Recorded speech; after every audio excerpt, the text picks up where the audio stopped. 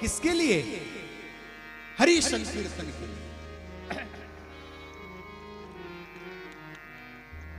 बड़ी अद्भुत बात कही। एक सेठ जी बड़े व्यापारी थे, बहुत बड़ा धन व्यापार सब कुछ फैला पड़ा था, कोई छोटा काम नहीं था।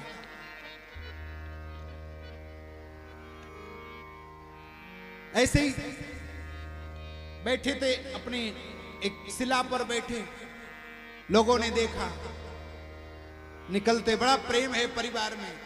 परिवार के भी लोग कह देते थे, सेठ जी अगर तुम्हें कुछ हो गया तो मैं तो जिंदा नहीं बचूंगा। पत्नी भी कह दे अगर तुम्हें कुछ हो गया तो मैं मर जाऊंगी। ऐसे बेटा भी कह दे, पोता भी कह दे। वहां से एक महात्मा निकल रहे थे। महात्मा तो बड़े कौतुकी होते भैया। महात्मा निकल रहे थे, महात्मा ने तुरंत ही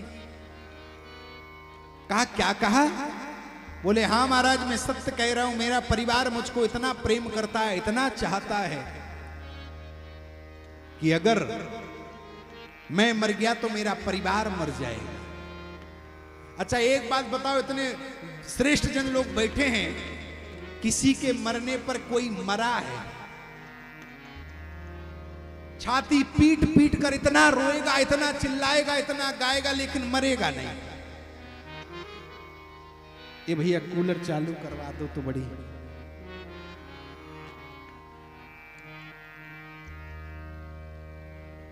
बड़ी मेहनत करेगा रोने में।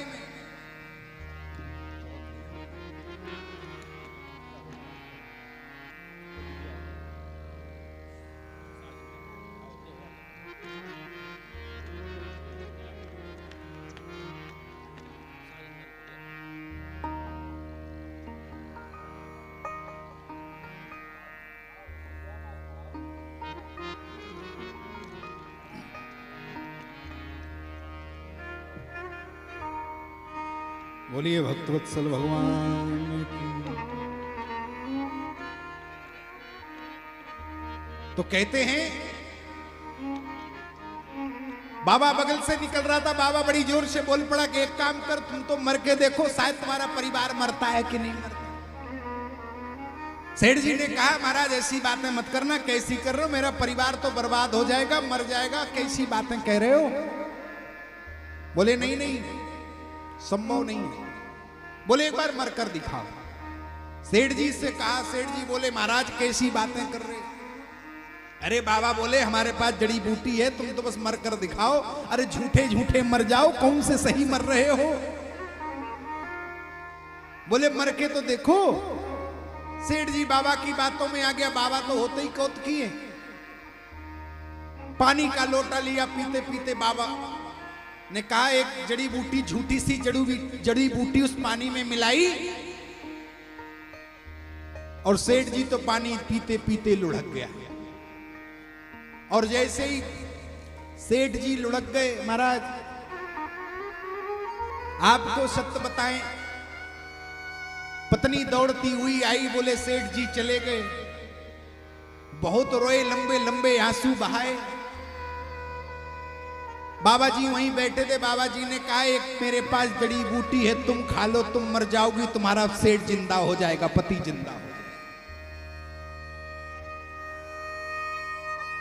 और जो इतनी बात कही तो सेठानी तुरंत बोल पड़ी, कैसी बाबा बातें कह रहे हो। अरे वो तो कह ही रहे थे कि मेरा तो समय नजदीक है, हमें तो मरना ही है।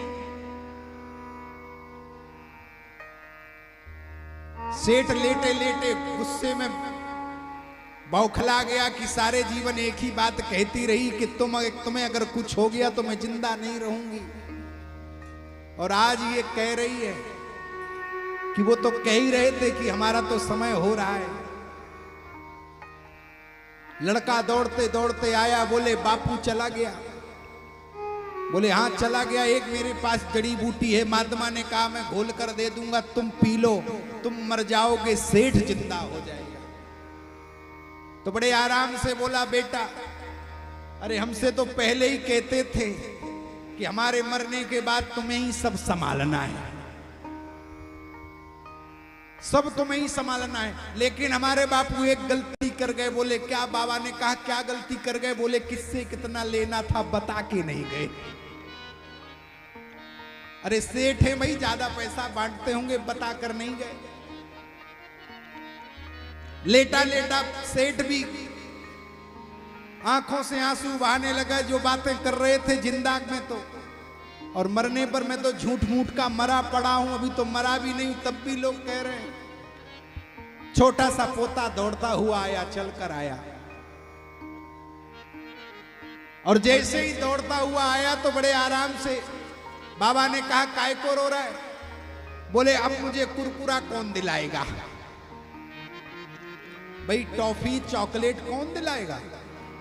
अरे हमारा दादा लेकर जाता था दुकान पर, बड़ी दुकान पर, छोटी दुकान पर, और सब कुछ सामग्री दिलवा दिया करता था, लेकिन अब कौन दिलाएगा?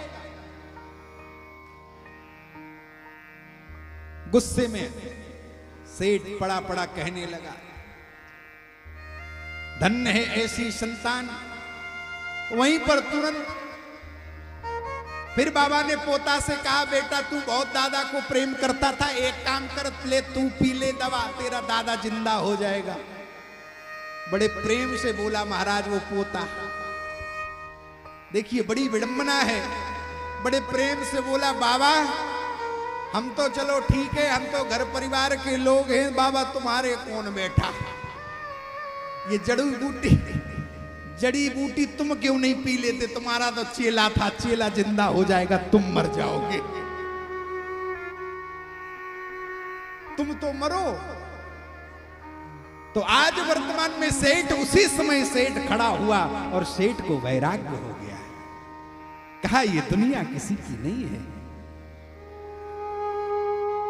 इसीलिए जीवन भर मैंने कुछ नहीं किया। सेठ एक ही बात कहता, जीवन भर मैंने कुछ नहीं किया, धन संपदा इकट्ठा की। मैं मना नहीं करता हूं, धन संपदा सबके पास होनी